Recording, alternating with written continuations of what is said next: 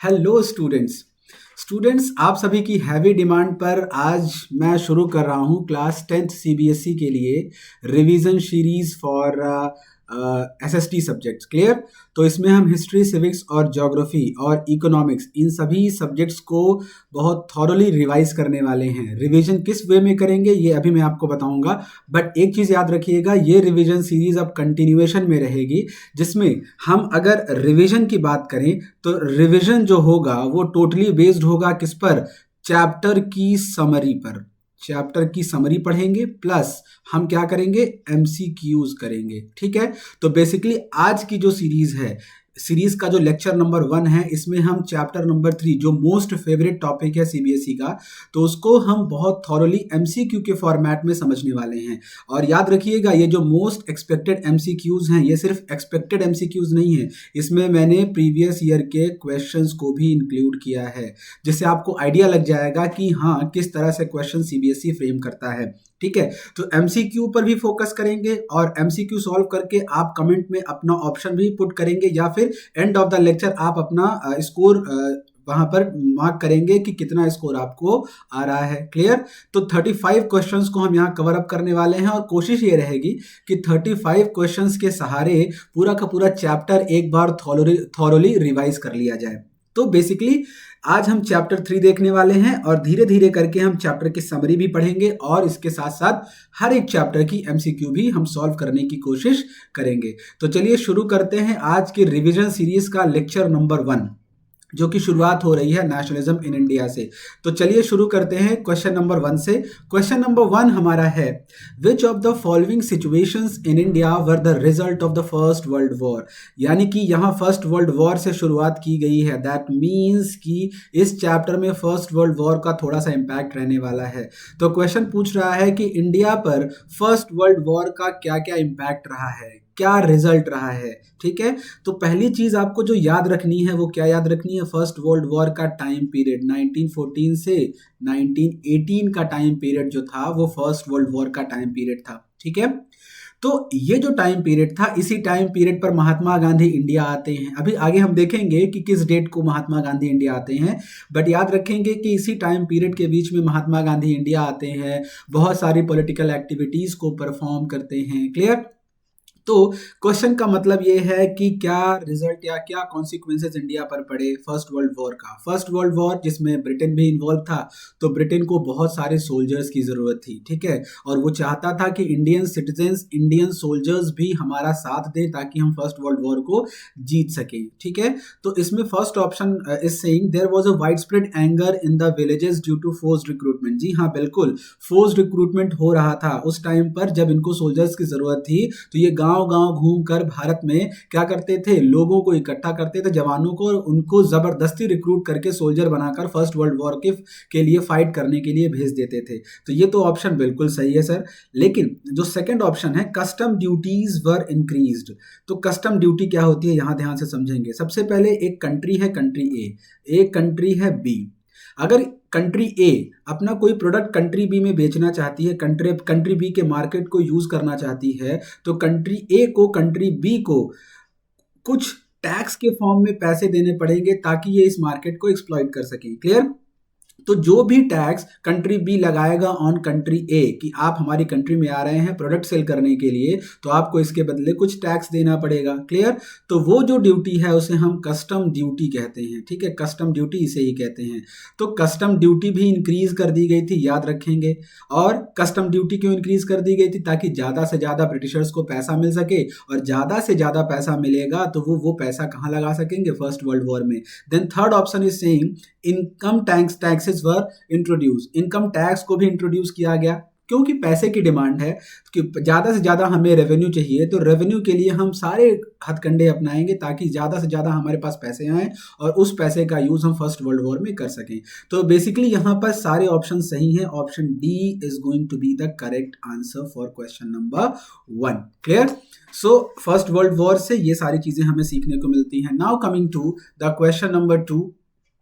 Question number 2 क्या कह रहा है, ध्यान से देखेंगे यहाँ पर। Yes, Mahatma Gandhi return to India. Mahatma Gandhi किस डेट को? देखिए एमसीक्यू तो सॉल्व कर रहे हैं, लेकिन बेटा साथ साथ क्या करना है आपको वेरियस अदर फैक्ट्स भी साथ साथ कैरी ऑन ले करके चलना है, ठीक है। तो गांधी जी रिटर्न कब होते हैं, कहाँ से रिटर्न हो रहे हैं, ये भी तो जानना जानना है। साउथ अफ्रीका से रिटर्न हो रहे हैं, क्लियर है। यानी महात्मा गांधी साउथ अफ्रीका से इंडिया कब रिटर्न होते हैं, तो in the month of January 1915 is the right answer. और एक फैक्ट और याद रखने के लिए है आपको कि ये जो एग्जैक्ट डेट थी बेटा, ये 9th ऑफ जनवरी थी, 9th of January 1915।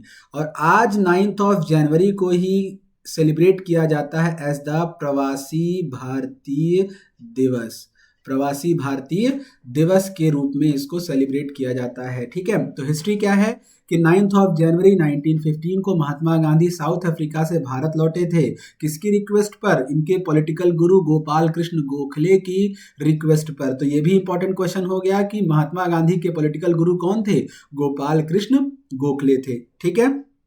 So, January 1915 is the answer of question number 2. Now coming to question number 3. The time period during which the First World War was fought.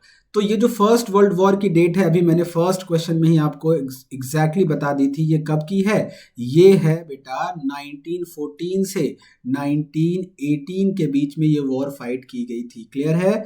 इसमें आपको ये भी याद रखना है कि ब्रिटेन इसका पार्ट था, और ब्रिटेन पार्ट था तो ब्रिटेन इस वॉर को जीत भी जाता है और जर्मनी को बुरी तरह से ये डिफीट करते हैं, क्लियर। नेक्स्ट क्वेश्चन की तरफ आगे बढ़ते हैं। नेक्स्ट क्वेश्चन है हमारा, एक सेकेंड बेटा, next question is question number 4। Question number 4 हमसे पूछ रहा है when the infamous Jallianwala Bagh massacre was happened, ठीक है। पहले क्वेश्चंस को समझेंगे, एक वर्ड है इनफेमस और दूसरा है जलियांवाला बाग मैसेकर, क्लियर। सो इसमें आपको याद क्या रखना है, जलियांवाला बाग सर कहाँ पर है, पंजाब है, अमृतसर में, ठीक है।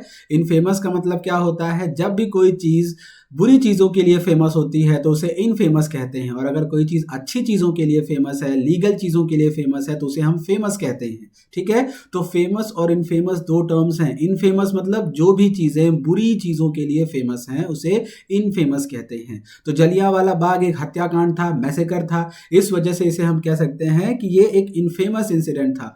तो the question is asking about the exact date of that incident. तो हमने पढ़ा है बुक में 13th of April 1919 was the exact date for the happening of Jallianwala Bagh massacre, clear. So ये 13th अप्रैल को होता है। Now coming to the next question, question number 5th। Yes, we have to do question number 5th question में हम देखेंगे, ये देखिए, ये जो क्वेश्चन है बेटा, ये वाला क्वेश्चन प्रीवियस ईयर का क्वेश्चन है, सीबीएसई बोर्ड का ही PYQ है ये। अब इसको सॉल्व करने की कोशिश करिए। ये क्रोनोलॉजिकल ऑर्डर में इन सभी ऑप्शंस को अरेंज करने के लिए कहा जा रहा है, यानी जो पहले हुआ उसको पहले रखो, जो बाद में हुआ उसको बाद में रखो। इसके लिए आपको क्या करना है, सबसे पहले आपको डेट तो पता होनी चाहिए। तो सब चलिए हम सबकी डेट्स को एक बार लिखते हैं। Establishment of depressed class association, sir हमने पढ़ा है कि 1930 में doctor Bhimrao Ambedkar, depressed class का जब भी वर्ड सुनिएगा तो BR Ambedkar most of the case में आंसर होता है, बट कभी कभी भीमराव अंबेडकर का भी नाम आता है। बट डिप्रेस्ड क्लास एसोसिएशन को फॉर्म किया था भीमराव अंबेडकर ने in the year of 1930, clear. So ये तो डेट हो गई 1930। गांधी इरविन पैक्ट, महात्मा गांधी और लॉर्ड इरविन के बीच में एक पैक्ट साइन हुआ था in the year of 1931, clear. Then formation of Indian chambers of commerce and industry, FICCI, ये आज भी एग्जिस्ट करता है और ये फॉर्म हुआ था in the year of 1927 sir ji. और सेकेंड राउंड टेबल कॉन्फ्रेंस कब होती है, लंदन में। जितनी भी टेबल कॉन्फ्रेंसेस हुई हैं उसको भी हम एक्सप्लेन करेंगे, सब के सब लंदन में हुई हैं सर, ये 1931 में हुई है, ठीक है। अब सर यहाँ तो मामला फंस गया, 1931 यहाँ पर भी है, 1931 तो ये भी है। तो अब थोड़ा सा कहानी को समझेंगे, स्टोरी क्या है। स्टोरी यहाँ पर समझिए, 1931 का टाइम पीरियड से पहले 1930, देन 1931, देन 1932, क्लियर। अब इन तीनों डेट्स के इंपॉर्टेंट समझिए, तीनों को अगर कनेक्ट करेंगे तो डेट याद रहेगी। 1930 में क्या होता है की फर्स्ट राउंड टेबल कॉन्फ्रेंस बुलाई जाती है। यानी लंदन में ब्रिटिशर्स क्या करते हैं, सभी पार्टीज को इंडिया की इनवाइट करते हैं कि बैठकर टेबल पर बात करते हैं कि कंट्री के जो कानून है वो किस तरह से फ्रेम होंगे, ठीक है, आगे कंट्री किस तरह से चलेगी। तो इस राउंड टेबल कॉन्फ्रेंस में, जो कि फर्स्ट राउंड टेबल कॉन्फ्रेंस थी, फर्स्ट राउंड टेबल कॉन्फ्रेंस में ना कांग्रेस पार्टिसिपेट करती है ना महात्मा गांधी पार्टिसिपेट करते हैं, ठीक है। तो जब कांग्रेस ने इसमें पार्टिसिपेट नहीं किया तो फर्स्ट राउंड टेबल कॉन्फ्रेंस जो 1930 में हुई है वो पूरी तरह से फ्लॉप रही, फेल रही, क्योंकि जब मेन पार्टी ही यहाँ इन्वॉल्व नहीं होगी तो कैसे कंट्री के लिए लॉज बना सकते हो आप, ठीक है। तो 1930 में जब ये फ्लॉप रहा राउंड टेबल कॉन्फ्रेंस फर्स्ट वाला, तो सेकेंड राउंड टेबल कॉन्फ्रेंस फिर से अनाउंस किया जाता है इन द ईयर ऑफ 1931। उम्मीद रहती है कि भैया चलो हो सकता है इस बार अटेंड कर लें कांग्रेस, लेकिन ब्रिटिशर्स इसके पहले क्या करते हैं, सेकेंड राउंड टेबल कॉन्फ्रेंस से पहले ये लॉर्ड इरविन को भेजते हैं गांधी जी के पास और कहते हैं कि महात्मा गांधी को मनाइए ताकि वो सेकेंड राउंड टेबल कॉन्फ्रेंस में पार्टिसिपेट करें, ठीक है। तो वो जो मनाने का तरीका था वो पैक्ट के रूप में सामने आता है, गांधी और लॉर्ड इरविन का पैक्ट साइन होता है, और इसी पैक्ट के बाद महात्मा गांधी तुरंत पहुंच जाते हैं कहाँ, लंदन में पहुंचते हैं इन द ईयर ऑफ 1931, जिसमें कांग्रेस भी पार्टिसिपेट करती है और महात्मा गांधी उनके एम्बेसडर बन के जाते हैं, ठीक है। तो ये भी फैक्ट याद रखिएगा कि कौन सा ऐसा राउंड टेबल कॉन्फ्रेंस था जिसमें महात्मा गांधी ने पार्टिसिपेट किया। तो second round table conference was that conference when Mahatma Gandhi participated, clear, only second round table conference. 3 conferences हुई हैं, पहला हुआ है 1930 में, दूसरा हुआ है 1931 और तीसरा हुआ है 1932 में। सिर्फ कांग्रेस किसमें पार्टिसिपेट करती है, 1931 में पार्टिसिपेट करती है बस, ठीक है। तो अब मुझे बताइए, जब राउंड टेबल कॉन्फ्रेंस सेकंड वाला नहीं हुआ था, मनाने के लिए इरविन आते हैं गांधी के पास, तो पैक्ट कब साइन होगा, राउंड टेबल कॉन्फ्रेंस के पहले साइन होगा। तो ये वाला पहले होता है और ये वाला बाद में होता है, क्लियर। तो अगर हम अब इस ऑप्शंस के अकॉर्डिंग देखें तो सबसे पहले हम किसको रखेंगे, सबसे पहले हम रखेंगे formation of Indian chambers of commerce 1927, clear, third वाला पहले आएगा। उसके बाद कौन सा आएगा, फर्स्ट वाला आएगा 1930, फिर कौन सा आएगा, फिर गांधी इरविन पैक्ट आएगा, और लास्ट में आएगा क्या, सेकेंड राउंड टेबल कॉन्फ्रेंस। तो यहाँ पर ऑप्शंस आप देखेंगे तो आपको दिख जाएगा that is the correct answer, third, first, second and fourth, clear. बढ़ते हैं नेक्स्ट क्वेश्चन की ओर। Next question is saying what, see very patiently, question number 6, which one of the following pairs regarding Indian nationalism is correctly matched। यहाँ पर बहुत सारे match बनाए गए हैं, इसमें आपको पता करना है कौन सा करेक्ट है। एमसीक्यू सॉल्व करते वक्त पहले करेक्ट, इनकरेक्ट, नॉट, ये सब देख लिया करिए, ठीक है। तो एक तरफ दिए हैं लीडर्स के नाम और दूसरी तरफ दिया है उनका कंट्रीब्यूशन इंडिया के नेशनलिज्म में। सरदार पटेल भैया ये बताइए क्या हिंदुस्तान सोशलिस्ट रिपब्लिकन आर्मी से एसोसिएटेड थे, नहीं सर, इसमें भगत सिंह का नाम आता है, तो ये ऑप्शन तो हो गया गलत। भगत सिंह स्वराज पार्टी से रिलेटेड थे, नहीं सर, ये भी तो गलत बात है, भगत सिंह को एचएसआरए में ऐड करिए। CR दास, चित्तरंजन दास किसमें, बारदोली सत्याग्रह में थे, नहीं, हमको याद है इसमें सरदार वल्लभ भाई पटेल इन्वॉल्व हुआ करते थे।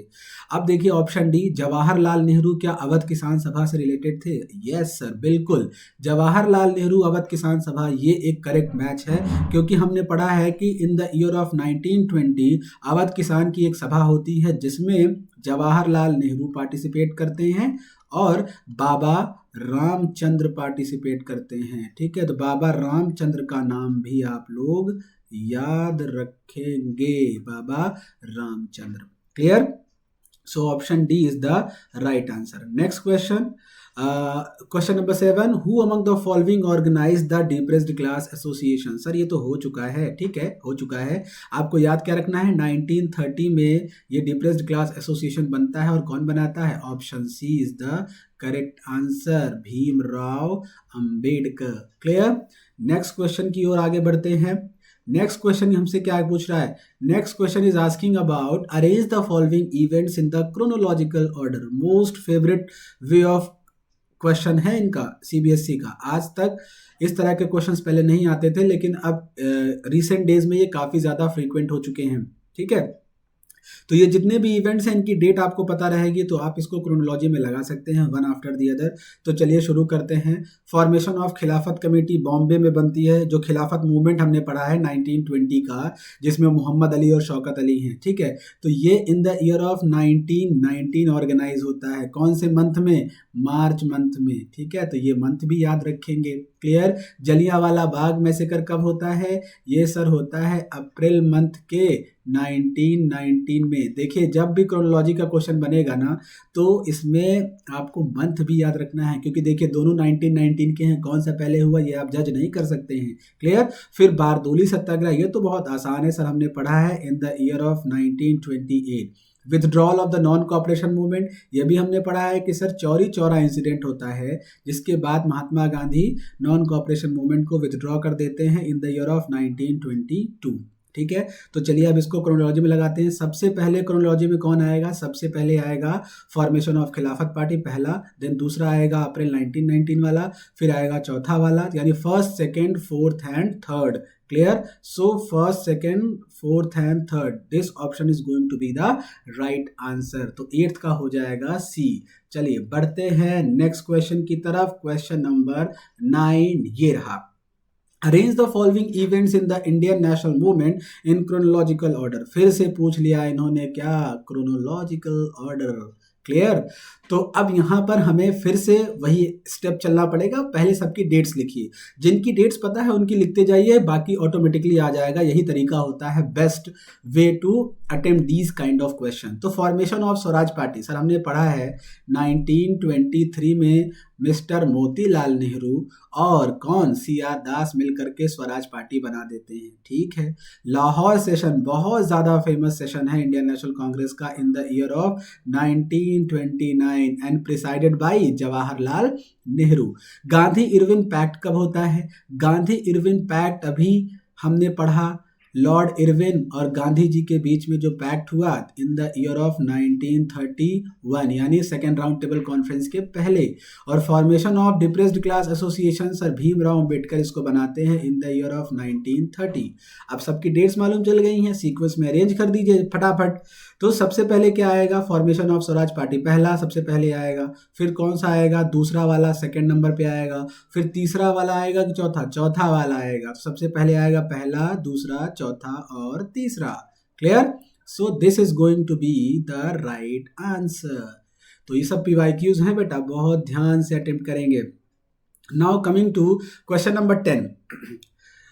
Choose the correct option. आपको यहाँ पर करेक्ट ऑप्शन चूज करना है related to the founders of Swaraj party. Swaraj party के 2 फाउंडर्स हैं। 1923 में स्वराज पार्टी बनती है, ठीक है। और 1923 में जब स्वराज पार्टी बनती है तो इसके 2 फाउंडर्स होते हैं। पहला फाउंडर CR दास और दूसरे फाउंडर मोतीलाल नेहरू। जवाहरलाल नेहरू से कंफ्यूज नहीं होंगे, मोतीलाल नेहरू। CR का फुल फॉर्म है चित्तरंजन दास। क्लियर। तो चित्तरंजन दास और मोतीलाल नेहरू मिल करके फाउंड करते हैं Swaraj party in the year of 1923। अब थोड़ा सा कहानी सुन लीजिए। कहानी ये है कि 1922 में जब नॉन कॉपरेशन मूवमेंट पूरी तरह से विथड्रॉ कर लिया जाता है, महात्मा गांधी विथड्रॉ कर लेते हैं, तो कांग्रेस के ही कुछ सिटीजन्स ऐसे होते हैं और कांग्रेस के कुछ लीडर्स ऐसे होते हैं जो ये कहते हैं कि महात्मा गांधी ने ये विथड्रॉ करके गलत किया है। इतना अच्छा मोमेंटम बना हुआ था, प्रोटेस्ट चल रहा था, नॉन कॉपरेशन मूवमेंट को अगर और कुछ दिन तक चलने देते तो हो सकता है आज़ादी हमें अभी ही मिल गई होती। लेकिन महात्मा गांधी क्या चाहते थे? महात्मा गांधी ने जब भी मूवमेंट किया उन्होंने कहा कि हम नॉन वायलेंट तरीके से चलेंगे। तो जब 1922 में जब चौरी चौरा इंसिडेंट होता है, जब चौरी चौरा इंसिडेंट हुआ तो उसमें क्या किया महात्मा गांधी? बहुत ज़्यादा एंग्री हो गए और एंग्री होने के बाद उन्होंने कहा कि हम नॉन कॉपरेशन मूवमेंट को वापस लेते हैं। तो इसके बाद जो नाराज़ मेंबर्स थे, जो नहीं चाहते थे कि नॉन कॉपरेशन मूवमेंट को वापस लिया जाए, उन्होंने क्या किया? उन्होंने कुछ लोगों में जैसे CR दास और मोतीलाल नेहरू, इन्होंने स्वराज पार्टी फॉर्म कर ली। ठीक है। और दूसरा एक चीज़ और तय हुई थी नॉन कॉपरेशन मूवमेंट में कि कोई भी पर्सन इलेक्शन फाइट नहीं करेगा, लेकिन मोतीलाल नेहरू CR दास कहते कहते हैं कि जब तक इलेक्शन नहीं फाइट करोगे तब तक हम कैसे ब्रिटिशर्स की कमर तोड़ सकते हैं।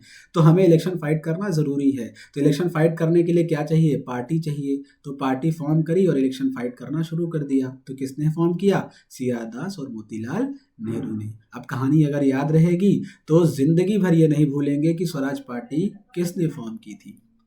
चलिए बढ़ते हैं नेक्स्ट क्वेश्चन की तरफ। Next question is asking about question number 11, which of the following statement is true about satyagraha. अब सत्याग्रह का पूरा एकदम सिनेरियो यहाँ पर क्लियर हो जाना चाहिए, ठीक है। एक बार अगर क्लियर हो गया तो कोई प्रॉब्लम नहीं होगी। सत्याग्रह का मतलब क्या होता है, सत्याग्रह का मतलब होता है ट्रुथ के लिए आग्रह करना, यानी सत्य के लिए सीकिंग करना, ठीक है। अब ट्रुथ को कैसे प्रिवेल किया जा सकता है, इसमें महात्मा गांधी ने कुछ तरीके बताए थे। सत्याग्रह के लिए क्या तरीका है कि देखो, सत्य के लिए लड़ जाओ, क्लियर। वायलेंट मेथड्स यूज नहीं करने हैं, कोई फिजिकल फोर्स यूज नहीं करना है, किसी को हानि नहीं पहुंचानी है, किसी को कोई पेन नहीं पहुंचाना है, चाहे वो अपना दुश्मन ही क्यों ना हो। याद करिए, अगर आपको कोई एक गाल पर मारे, एक थप्पड़ मारे तो दूसरा आप आगे कर दीजिए, ठीक है। ये Mahatma Gandhi under the ideology of satyagraha कहते थे, ठीक है। तो चलिए हम देखते हैं कौन सा स्टेटमेंट यहाँ पर ट्रू है related to satyagraha. Satyagraha is not a physical force, is not a physical force. क्या ये फिजिकल फोर्स नहीं था, बताइए। Satyagraha is not a physical force, yes बिल्कुल, इसमें फिजिकल फोर्स का यूज नहीं होता था। फिर second option, it is the weapon of the weak. Mahatma Gandhi क्या कहते थे, ये कमजोरों का वेपन है सत्याग्रह, नहीं, ये मजबूत लोगों का वेपन है। तो ये ऑप्शन गलत लिखा है। Satyagrahi does not inflict pain on the adversary. Satyagrahi जो होगा, जो सत्याग्रह को फॉलो करे, उसको सत्याग्रही कहते हैं। तो अब बताइए कि कोई आपका दुश्मन है तो क्या सत्याग्रही उस पर पेन इन्फ्लिक्ट करेगा या नहीं करेगा, नहीं करेगा, वो उसको दुख नहीं दे सकता है। तो ये ऑप्शन में क्या होगा, सही होगा, क्योंकि नॉट लिखा है। तो एक से ज्यादा ऑप्शन सही है, और ये किसमें दिया है, option A and option C both are correct. So option D is going to be the right answer. Clear. Now coming to the next question, question number 12। ये भी देखिए सत्याग्रह पर ही रिलेटेड है। सत्याग्रह में मोस्ट इंपॉर्टेंट टॉपिक है, इसको star mark कर लीजिए, इसके बारे में डिटेल से पढ़ लीजिए। चाहे आंसर लिखना हो, चाहे एमसीक्यूज हो, इससे क्वेश्चंस जरूर बनते हैं, ठीक है। तो महात्मा गांधी का जो सत्याग्रह का आइडिया है वो किस पर जोर देते थे, एम्फेसिस मतलब होता है उस आइडिया पर जोर देना। तो पावर ऑफ ट्रुथ, यस, इसमें सत्य वर्ड लगा है, मतलब ट्रुथ की पावर शो की जा रही है, पहला ऑप्शन सही है। दूसरा, फिजिकल फोर्स वाज नेसेसरी। क्या फिजिकल फोर्स नेसेसरी है सत्याग्रह के लिए, नहीं सर, इसमें नॉन वायलेंट मेथड्स यूज होते हैं। Third option, use of violence for truth. क्या हम वायलेंस का यूज करेंगे, नहीं sir ji. Revenge and aggression, क्या हम किसी से बदला लेंगे या एग्रेशन दिखाएंगे, कभी नहीं दिखाएंगे। नॉन वायलेंट प्रोटेस्ट करेंगे, यस बिल्कुल, धरना कर सकते हैं, नॉन वायलेंट तरीके से प्रोटेस्ट कर सकते हैं। तो ऑप्शन फर्स्ट और फिफ्थ सही है, ये किसमें दिया है, ऑप्शन बी में दिया है। So this is going to be the right answer. Clear. इसी तरह के क्वेश्चंस आएंगे बेटा। Now coming to the next question, most favourite question of CBSE. ये कई बार पूछा गया है और इस बार देखिएगा, मे बी इस बार भी ये पूछा जाए। इसमें लिख लीजिए important. Clear. After arriving in India, जब महात्मा गांधी इंडिया, कहाँ से अराइव होते हैं भैया, 1915 में, मैंने अभी बता दिया है आपको, 1915 में ये कहाँ से आते हैं, साउथ अफ्रीका से इंडिया आते हैं। क्लियर है।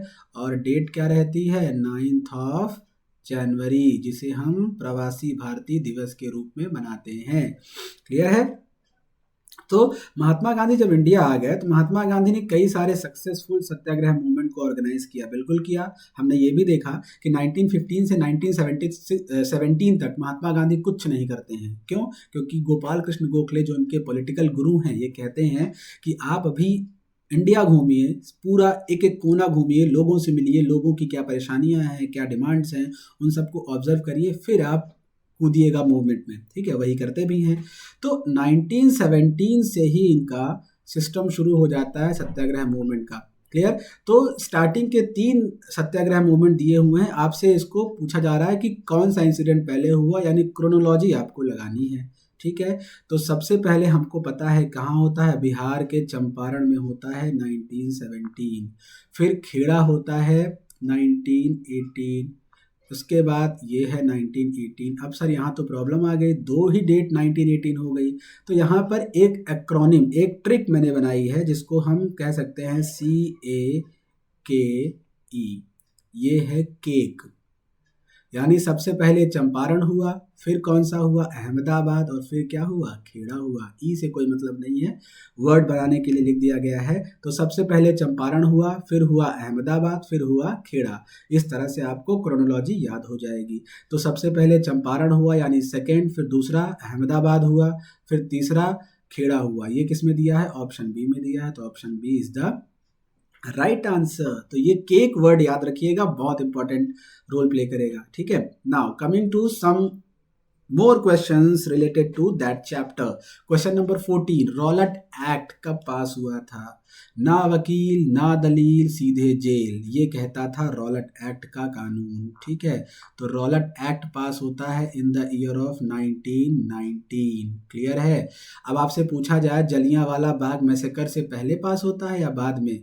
जलियांवाला बाग मैसेकर इसी की वजह से तो होता है बेटा। तो पहले रॉलट एक्ट पास हुआ, उसके बाद क्या होता है, जलियांवाला बाग का मैसेकर होता है। क्लियर। तो ये भी पॉइंट याद रखेंगे, क्योंकि रॉलट एक्ट के खिलाफ ही क्या हो रहा था, प्रोटेस्ट हो रहा था, और उसी प्रोटेस्ट पर क्या होता है, गोलियां बरसा दी जाती हैं बाय जनरल डायर। तो ये पॉइंट याद रखेंगे, क्रोनोलॉजी आपको याद हो जाएगी। तो रॉलट एक्ट कब आया, 1919 में आया सर जी। चलिए आगे बढ़ते हैं, नेक्स्ट क्वेश्चन देखते हैं। फिर से रॉलट एक्ट आ गया, ये पीछा नहीं छोड़ रहा है। Rowlatt act was pass to, Rowlatt act किस वजह से पास किया गया था? तो बताइए, क्या क्रिमिनल्स जो वर्ल्ड वॉर के थे उनको ट्रायल पर रखने के लिए? नहीं, इसको वर्ल्ड वॉर से क्या ही मतलब है। Have a favourable balance of trade, इसका ट्रेड से कोई मतलब नहीं है sir. Bring about the agrarian reform, इसमें एग्रीकल्चर से रिलेटेड रिफॉर्म की तो बात ही नहीं की गई है। इसको पास क्यों किया था लंदन ने? इसको पास इसलिए किया गया था ताकि जो इंडिया में नेशनल और रेवोल्यूशनरी एक्टिविटीज चल रही हैं उसको कम किया जा सके, कर्टेल यानी खत्म किया जा सके। ठीक है, so option B is the right answer. जितने भी पॉलिटिकल मूवमेंट्स हो रहे थे अंग्रेजों के खिलाफ, उसको कर्टेल करने के लिए, खत्म करने के लिए रॉलट एक्ट पास किया गया था। क्लियर। नाउ क्वेश्चन नंबर 16 की तरफ बढ़ते हैं। जलियांवाला बाग मैसेकर, ये जो हुआ था इंसिडेंट, इनफेमस इंसिडेंट याद रखिएगा, in the context of which Gandhian satyagraha. ठीक है, यानी जलियांवाला बाग मैसेकर जो होता है वो कौन से सत्याग्रह की वजह से होता है? तो किसके खिलाफ विद्रोह हो रहे थे? रॉलट के खिलाफ विद्रोह हो रहे थे। तो इसीलिए रॉलट सत्याग्रह की वजह से जलियांवाला बाग मैसेकर होता है। Clear. Then after that, at which session of the Congress consent was made, consent मतलब होता है सहमति, was made to start non cooperation movement in support of Khilafat movement. तो ये बहुत ही आसान सवाल है, इसमें कैलकाटा सेशन को टिक करेंगे और आगे बढ़ेंगे, क्योंकि इन द ईयर ऑफ 1920 तभी तो नॉन कॉपरेशन मूवमेंट शुरू होता है। ये तो खत्म होने की डेट है और ये बहुत दूर की डेट है, लाहौर सेशन बहुत दूर की डेट है। तो नॉन कॉपरेशन मूवमेंट और खिलाफत मूवमेंट दोनों ही मर्ज होते हैं, कैलकाटा सेशन में सहमति बनती है और फिर फुल फ्लेजेड तरीके से हिंदूज और मुस्लिम मिल करके नॉन कॉपरेशन मूवमेंट और खिलाफत मूवमेंट पार्टिसिपेट करके शुरू करते हैं 2 सालों तक दम रंगबाजी के साथ। ठीक है, चलिए आगे बढ़ते हैं नेक्स्ट क्वेश्चन की तरफ। हिंद स्वराज, बहुत इंपॉर्टेंट क्वेश्चन, इसको भी आप स्टार मार्क कर लेंगे। हिंद स्वराज एक बुक है जो कि 1909 में, ये भी याद रखेंगे, 1909 में लिखी गई है। इसको लिखा किसने है? हमारे महात्मा गांधी जी ने लिखा है। ठीक है, और इसी बुक में महात्मा गांधी ने कहा था, इसी बुक में उन्होंने लिखा है कि ये जो अंग्रेज रूल कर रहे हैं ये सिर्फ और सिर्फ इंडियंस की कॉपरेशन की वजह से कर रहे हैं। अगर इंडियंस कॉपरेट करना छोड़ दें तो अंग्रेज भारत छोड़ देंगे, इसीलिए इन्होंने नॉन कॉपरेशन मूवमेंट शुरू किया था, है ना। तो नॉन कॉपरेशन मूवमेंट यानी हम कॉपरेट ही नहीं करेंगे। तो महात्मा गांधी ने अपनी बुक हिंद स्वराज में लिखा कि अगर अंग्रेजों का कॉपरेशन इंडियंस छोड़ दें तो अंग्रेज भी भारत को छोड़ देंगे। क्लियर है। सो ये बुक भी इंपॉर्टेंट है, याद रखेंगे। नेक्स्ट क्वेश्चन, अवध किसान सभा। अब इस क्वेश्चन में बहुत सारे फैक्ट्स को आपको याद रखना है। अवध किसान सभा अवध में ऑर्गेनाइज होती है, किसानों की सभा डेट थी 1920 की। अब इसको इस्टेब्लिश कौन करता है? हमने पिछले स्लाइड्स में देखा है बाबा रामचंद्र थे और जवाहरलाल नेहरू थे। तो option C is going to be the right answer. आगे बढ़ते हैं फटाफट। Bardoli satyagraha was led by which person in Gujarat? Gujarat से एक ही पर्सन काफी ज्यादा जुड़े हुए थे और वो पर्सन थे हमारे सरदार वल्लभ भाई पटेल। क्लियर? सो बारदोली सत्याग्रह कब होता है? फिर से रिवाइज कर लीजिए, इन द ईयर ऑफ 1928 में होता है। ये कहाँ पर है बारदोली? गुजरात में एक जगह का नाम है। ठीक है, फिर आगे बढ़ते हैं। Inland immigration act, inland immigration act, ये डेट में भी हो सकता है इस बार सीबीएसई बोर्ड के एग्जाम में पूछी जाए। इनलैंड इमिग्रेशन एक्ट, ये एक्ट ब्रिटेन ने पास किया था इन द ईयर ऑफ 1859। अब इस एक्ट में था क्या? इस एक्ट में था क्या, ये पढ़ना है और इसके बारे में डिटेल से अगली स्लाइड में हम देखते हैं। ठीक है, तो सबसे पहले हम ये 1859 में इम्पोज किया गया था प्लांटेशन वर्कर्स के लिए। प्लांटेशन वर्कर्स यानी जो शुगर केन की खेती या टी कल्टीवेशन, कॉफ़ी कल्टीवेशन करते हैं। बेसिकली इस एक्ट में कहा गया कि जिस भी वर्कर को एक एरिया में जहां प्लांटेशन हो रही है, एग्रीकल्चर हो रहा है, उस जगह पे अगर छोड़ दिया जाएगा तो वो बिना परमिशन के इस टी गार्डन को या इस प्लेस को छोड़ नहीं सकता है। यानी वो फ्री नहीं है, बंधुआ मजदूर हो गया है। ठीक है, और बिना परमिशन के ये इस लैंड को छोड़ेगा नहीं, यहाँ तब तक लेबर वर्क करता रहेगा जब तक हम चाहेंगे, और बिना हमारी परमिशन के इससे बाहर नहीं निकल सकता है। ठीक है, और परमिशन भी बहुत रेयरली मिलती थी उनको बाहर निकलने की। तो जब नॉन कॉपरेशन मूवमेंट शुरू किया महात्मा गांधी ने, तो जितने प्लांटेशन वर्कर्स थे इनको लगा भैया अब गांधी राज आ रहा है और अब हमें इस बंधुआ मजदूरी से आज़ादी मिल जाएगी। ठीक है, जो बंधुआ मजदूरी है यही लेकर आया था इनलैंड इमिग्रेशन एक्ट।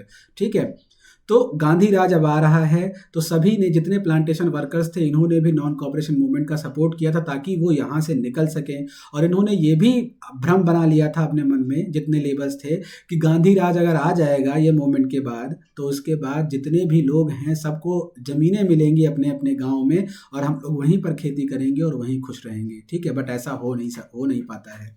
क्लियर? अब आगे बढ़ते हैं। तो डेट याद रखेंगे, इनलैंड इमिग्रेशन एक्ट ऑफ 1859 की। Next question, Mahatma Gandhi decided to withdraw the non cooperation movement.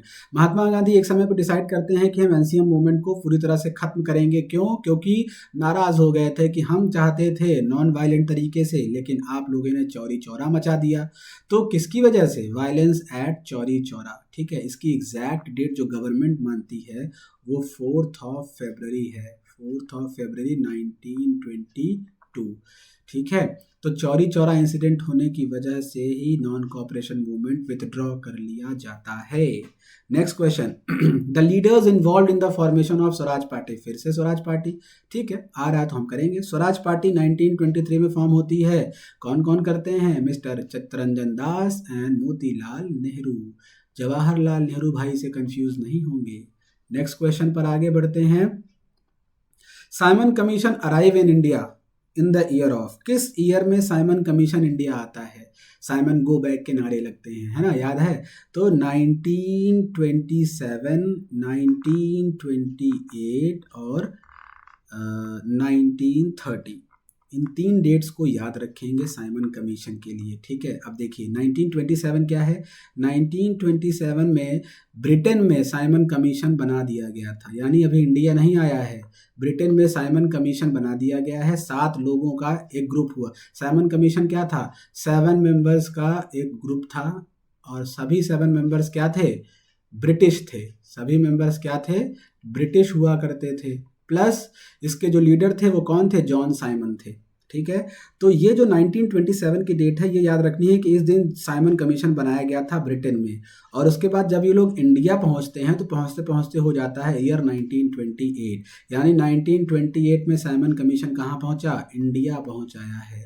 तो इसका आंसर याद आ गया होगा सबको, 1928, क्योंकि पूछ रहा है कब अराइव होता है इंडिया में। ठीक है, 1930 की डेट क्यों इंपॉर्टेंट है रिलेटेड टू साइमन कमीशन? क्योंकि इसी दिन साइमन कमीशन अपनी रिपोर्ट सबमिट कर देता है ब्रिटेन में जा करके। ठीक है, तो अगर यहाँ अराइव की जगह पूछता Simon commission submitted the report in the year of 1930 लिखेंगे। ठीक है, लेकिन इस क्वेश्चन का करेक्ट आंसर क्या होगा? 1928 होगा। क्लियर? तो तीनों डेट्स इंपॉर्टेंट है, याद रखेंगे। Next question, in which session of the Congress Jawaharlal Nehru ने फॉर्मलाइज कर दिया था डिमांड ऑफ स्वराज, यानी पूर्ण स्वराज हमें चाहिए। ये कब इन्होंने डिमांड किया था Jawaharlal Nehru? The most famous session, ये सेशन बेटा याद रखेंगे क्योंकि बार बार इससे क्वेश्चंस बनते हैं, ठीक है। तो लाहौर सेशन ऑफ 1929 में जवाहरलाल नेहरू ने पूरी तरह से कह दिया था कि हमें चाहिए पूर्ण स्वराज, आधा अधूरा नहीं चाहिए। क्लियर? देन आगे बढ़ते हैं।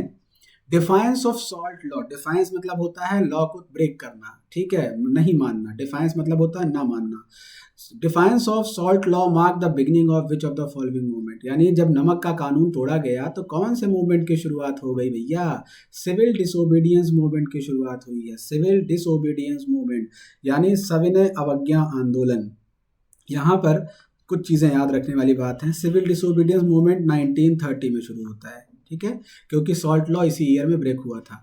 अब आपको कुछ चीज़ें याद रखनी है, जैसे दो मूवमेंट्स हमको इस चैप्टर में पढ़ने हैं, नॉन कॉपरेशन मूवमेंट और सिविल डिसोबीडियंस मूवमेंट। क्लियर?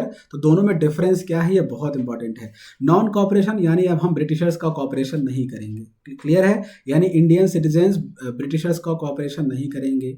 क्या क्या मेथड्स यूज़ करेंगे एनसीएम के अंदर? पहला, इन्होंने कहा कि जितने भी स्टूडेंट्स हैं वो सरकारी स्कूल छोड़ दें और प्राइवेट स्कूल जो चला रहे हैं इंडियंस उन पे एडमिशन ले लें, खादी के क्लोथ्स पहनने लग जाएं, फॉरेन गुड्स को बॉयकॉट किया जाए, ठीक है। तो इन्होंने जितने भी टीचर्स हैं वो यूनिवर्सिटीज़ को छोड़ दें, गवर्नमेंट एम्प्लॉयज़ अपनी जॉब छोड़ दें। इससे क्या होगा, हम ब्रिटिशर्स को कॉपरेट नहीं करेंगे, ठीक है। तो लेकिन सीडीएम में एक कदम और आगे जाते हैं महात्मा गांधी और कहते हैं नॉन कॉपरेशन मूवमेंट के जितने मेथड्स हैं वो तो फॉलो करो ही करो, लेकिन अब इनके लॉज को भी मत मानो, ठीक है। यानी अब लॉज भी ब्रेक करना है। तो दोनों में डिफरेंस क्या है? एनसीएम कहता है कि हम कॉपरेट नहीं करेंगे लेकिन लॉज फॉलो कर रहे हैं, लेकिन सीडीएम क्या कहता है कि ना हम आपके साथ कॉपरेट करेंगे और ना ही आपके लॉज मानेंगे, लॉ को हम ब्रेक करेंगे। तभी तो लॉ ब्रेक किया सॉल्ट वाला, और फिर शुरू हो गया सिविल डिसोबीडियंस मूवमेंट, और शुरू होने के बाद कई सारे कानून तोड़े गए। क्लियर? सो दोनों में डिफरेंस याद रखेंगे, ये कई बार पूछा गया है या जा सकता है। क्लियर? नाउ कमिंग टू, कहाँ तक हो गया था बेटा? हाँ, 27 पर हम आ चुके हैं। 27 क्वेश्चन पूछ रहा है, गांधी इरविन जो थे, लॉर्ड इरविन अंग्रेजों की तरफ से, तो इनका जो पैक्ट था वो कब साइन हुआ था? अभी हमने पढ़ा गुरुजी, कहाँ पर? 1931 में इंडिया में साइन हुआ था, 1931 में। और इसी को साइन करने के बाद महात्मा गांधी कांग्रेस के साथ क्या अटेंड करते हैं? Second round table conference. This was the only round table conference that was attended by Mahatma Gandhi and Congress. Clear? 3 round table conferences होती हैं, ये भी याद रखेंगे। कौन कौन सी डेट में होती हैं? 1930, फिर 1931 में, फिर 1932 में होती है। 3 कॉन्फ्रेंसेस हुई। क्लियर है? तो महात्मा गांधी ये वाली अटेंड करते हैं, लेकिन एक ऐसे शख्स भी थे जिन्होंने तीनों राउंड टेबल कॉन्फ्रेंस को अटेंड किया, जिनका नाम रहता है डॉक्टर भीमराव अंबेडकर। ये भी क्वेश्चन इम्पॉर्टेंट है। ये तीनों राउंड टेबल कॉन्फ्रेंसेस को अटेंड करते हैं। क्लियर है? तो ये पॉइंट याद रखेंगे। Now coming to the next question, Mahatma Gandhi attended which of the following round table conference in London? कौन सी कॉन्फ्रेंस अटेंड करते हैं भैया? अभी बताया, सेकेंड राउंड टेबल कॉन्फ्रेंस कब होती है? 1931 में। सारे फैक्ट्स आपको याद करवा दूंगा मैं, बस वीडियो देखते रहिए, ठीक है। उसके बाद नेक्स्ट क्वेश्चन आता है, विच of the following Indian leader attended all the 3 round table conferences? देखा, अभी मैंने जस्ट आपको बताया, तीनों राउंड टेबल कॉन्फ्रेंसेस लंदन में कौन करता है अटेंड? डॉक्टर भीमराव अंबेडकर। एक एक फैक्ट याद ना करवा दिया तो मैं भी आपका टीचर नहीं। ओके, नाउ सबसे अनोखा क्वेश्चन, ये क्वेश्चन मैं देख रहा था कहीं पर नहीं है, लेकिन एनसीईआरटी की बुक में ये बहुत प्यार से दिया हुआ है, तो ये चीज़ आप याद रखेंगे। अभी हमने पढ़ा था federation of Indian chambers of commerce and industry, FICCI. FICCI की स्थापना कब हुई थी? 1927 में हुई थी, लेकिन इसके पहले ही Indian industrial commerce of Congress establish हो गई थी इन द ईयर ऑफ 1920। ये भी इंडस्ट्रीज के लिए ही डेवलप हुआ था, और वही लोग इन्वॉल्व थे। कौन कौन? वही जो ठाकुर दास थे और जीडी बिरला थे। तो इन द ईयर ऑफ 1920। बेटा ये नया क्वेश्चन है, इसको आप नोट डाउन कर सकते हैं। ये क्वेश्चन प्रीवियस ईयर में भी नहीं आया है, तो मोस्ट प्रोबेबली चांसेस हैं कि जो क्वेश्चंस नहीं आए हैं वो आ सकते हैं, ठीक है। चलिए आगे बढ़ते हैं। पूना पैक्ट पूना पैक्ट भी हमने पढ़ा हुआ है, ठीक है, नहीं पढ़ा है तो अभी पढ़ लेंगे। पूना पैक्ट है क्या? अब देखिए पूरी कहानी मैं सुनाऊंगा तब आप पूना पैक्ट समझेंगे। देखिए हमने पढ़ा कि सेकेंड राउंड टेबल कॉन्फ्रेंस कब होती है? 1931 में होती है। इसके पहले कब हुई थी? 1930 में फर्स्ट वाली हुई थी। फिर सर लास्ट वाली कब होती है? 1932 में होती है। बी आर अम्बेडकर तीनों ज्वाइन कर लेते हैं। जब राउंड टेबल कॉन्फ्रेंस सेकेंड वाली हो रही होती है बेटा, तो सेकेंड वाली राउंड टेबल कॉन्फ्रेंस में क्या होता है कि महात्मा गांधी और बी आर अम्बेडकर के बीच में, यानी जो महात्मा गांधी हैं और भीमराव हैं, इन दोनों के बीच में हो जाती है टसल। और भीमराव अम्बेडकर कहा कहते हैं हमें डिप्रेस्ड क्लासेस के लिए चाहिए सेपरेट इलेक्टोरेट, यानी जब इलेक्शन होंगे तो डिप्रेस्ड क्लास का बंदा ही खड़ा होगा और उसको वोट देने वाले सिर्फ और सिर्फ कौन होने चाहिए? डिप्रेस्ड क्लास के लोग होने चाहिए। ऐसी डिमांड रखते हैं तो महात्मा गांधी हो जाते हैं भाई साहब से नाराज, यानी कि भीमराव अम्बेडकर से महात्मा गांधी हो चुके हैं नाराज। तो ये चुपचाप ये राउंड टेबल कॉन्फ्रेंस से गुस्सा होकर छोटे बच्चे की तरह पहुंच जाते हैं इंडिया, यानी लंदन गए थे लेकिन डिस्प्यूट होने की वजह से, बी आर अम्बेडकर की से नाराज होने की वजह से इंडिया चले जाते हैं। और इंडिया में आने के बाद ये भूख हड़ताल पर बैठ जाते हैं, यानी हंगर स्ट्राइक पर बैठ जाते हैं और कहते हैं कि जब तक ये भाई साहब अपनी जिद नहीं छोड़ेंगे B R Ambedkar depressed class को सेपरेट इलेक्टोरेट दिलाने की, तब तक हम बात नहीं मानेंगे। ठीक है, तो भूख हड़ताल पर बैठते हैं। भाई बी आर अम्बेडकर को पता चलता है तो बी आर अम्बेडकर कहते हैं ठीक है भैया तुम ही जीते हम हारे। तो 1931 में तो ये सब इशू हुआ। 1932 में फिर साइन हो जाता है Poona pact. Poona pact sign होता है कब? जब महात्मा गांधी और भीमराव अंबेडकर आपस में बैठ के बात करते हैं। महात्मा गांधी कहते हैं हम आपको रिजर्वेशन दे देंगे डिप्रेस्ड क्लास के लिए, लेकिन भैया सेपरेट इलेक्टोरेट मत मांगो। ठीक है, तो ये बात बन जाती है कि ठीक है आप रिजर्वेशन दे दीजिए, हम सेपरेट इलेक्टोरेट की डिमांड नहीं करेंगे, और महात्मा गांधी अपनी हंगर स्ट्राइक को ब्रेक कर देते हैं। ठीक है, तो 1932 वॉज द टाइम पीरियड जब पूना पैक्ट साइन होता है। In between Mahatma Gandhi and Bhimrao Ambedkar. बहुत जिद्दी आदमी थे महात्मा गांधी, है ना। चलिए नेक्स्ट क्वेश्चन पर आते हैं। Next question number 32, which of the following things develops the sense of collective belonging that creates the sense of nationalism. अपने देश के प्रति जो प्रेम होता है दोस्तों, वही होता है nationalism, sense of collective belonging, यानी हम लोग एक ही देश के वासी हैं। यही चैप्टर भी कह रहा है नेशनलिज्म इन इंडिया, यानी कब लोगों के अंदर ये भावना जनरेट हुई और कैसे जनरेट हुई कि हम एक देश के वासी हैं, we the people of India, है ना। तो ये जो नेशनलिज्म का टर्म है, इस नेशनलिज्म का टर्म मतलब राष्ट्र को एक नजरिए से देखना, सबके लिए भारत का सुप्रीम होना। तो ये कौन कौन सी चीज से डेवलप हो सकता है? अगर हम भारत की हिस्ट्री पढ़ें, फिक्शन मतलब होता है जो इमेजनरी स्टोरीज होती हैं। ठीक है, तो ये भी सही हो सकता है। हमने देखा है भारत के लिए कई सारे गाने बनाए गए हैं, तो नेशनल सॉन्ग भी आप इंक्लूड कर सकते हैं, तो ये भी हमारे अंदर नेशनलिज्म की भावना भर देता है। नेशनल एंथम जनगण मन करते हैं, ठीक है, तो ये भी हमारे अंदर राष्ट्र की भावना डाल देता है। सिंबल्स जैसे आपने देखा होगा अशोक वाला जो चक्र रहता है, या फिर अशोक चक्र के अलावा जैसे शेर का जो निशान रहता है जिसको गवर्नमेंट ऑफ इंडिया यूज करती है, तो ये सभी सिंबल्स डिनोट करते हैं कि भारत क्या है, एक राष्ट्र है। तो कलेक्टिव बिलोंगिंग यानी कि all of the above. Clear है? चलिए आगे बढ़िए। पंजाब, सिंध, गुजरात, मराठा, द्राविड़, उत्कल, बंगा, यानी ये सभी देश के सभी कोनों को एक साथ जोड़ा जा रहा है। ठीक है, अगर इसमें आपसे पूछा जाए कि और क्या क्या पॉइंट्स हो सकते हैं, तो आप बताइए इसमें नेशनलिज्म के सेंटिमेंट्स को और एग्रीवेट करने के लिए हम क्या क्या चीज़ें करते हैं। ठीक है, तो ये आपको कमेंट करना है। नेक्स्ट पॉइंट, नॉवेल आनंद मठ वॉज रिटन बाय, ये भी एक अच्छा क्वेश्चन हो सकता है। बंकिम चंद्र चट्टोपाध्याय जो थे, इन्होंने ही डेवलप किया था आनंद मठ। आपने एक नाम सॉन्ग नेशनल सुना होगा, वंदे मातरम। वंदे मातरम जो ये सॉन्ग है, ये भी इंक्लूड किया गया था किस बुक में? आनंद मठ में ही इंक्लूड किया गया था। यानी वंदे मातरम किसने लिखा है? बंकिम चंद्र चट्टोपाध्याय ने लिखा है।